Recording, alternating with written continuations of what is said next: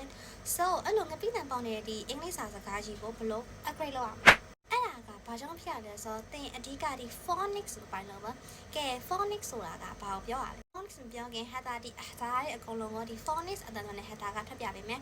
I eat an apple I eat a banana I go with the plane phonics ဒီ A to Z အများကြီးရှိတာမလို့ header ကဒီ phonics အကြောင်းဒုက္ခက A to Z အများကြီးပြောနေတော့ header ကဒီ video မှာအဓိကဒီပေါ့နော်ဒီမြန်မာတွေဒီအင်္ဂလိပ်စကားနဲ့ပတ်သက်ပြီးတော့ဒီအတန်အတွက်မှားနေတဲ့ဥစ္စာလေးတွေကိုပဲ header က phonics နဲ့ထောက်ရောက်ပြီးတော့မှာပဲဖြစ်ပါတယ်ကဲထပ်မလို့ရှင်းမှာကျတော့ဒီ C နဲ့ K ကိစ္စတချို့ဒီ C နဲ့ K အတွက်အတန်တော့ကမတူဘူးထင်ကြတယ်ဒါပေမဲ့ဒီ C ရော K ရောအတန်တော့ကတူတူပဲပေါ့နော်ဥပမာဆိုလို့ရှိရင် C ရော K ရောသူတို့ရဲ့ phonic အတန်တော့ကကျတော့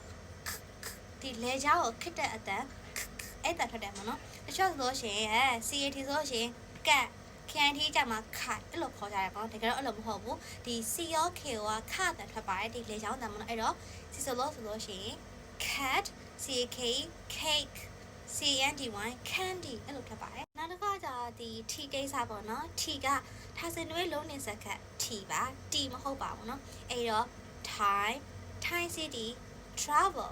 tortoise အဲ့လိုပဲဖြစ်ပါတယ် T တန်မဟုတ်ဘူးเนาะ T ပါသူ့ရဲ့ phonic အတန်တော့ကကြတော့ t အဲ့လိုပဲဖြစ်ပါတယ်နောက်တစ်ခါဒီအမှားရဲများနေတဲ့ဒီ P ကိစ္စ P ကလေ P လုံးဝမဟုတ်ပါဘူးเนาะအဲ့တော့ apple မဟုတ်ဘူးเนาะ apple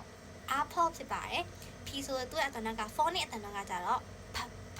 apple အဲ့လိုပဲဖြစ်ပါတယ်ရှင်ညီမတို့အလယ်မဲ့မယ်ဆိုလို့ရှိရင် C ဆိုလို့ရှိရင်ခခွေးအတန် P ဆိုလို့ရှိရင်ဖောက်ထုတ်လို့ထွက်ကြမယ် T ဆိုလို့ရှိရင်ထပ်စံနေလို့ထပ်တာလို့ထွက်ကြမယ်ပေါ့နော်ကဲဒါနဲ့အစီအမကြပါစီနော် bye bye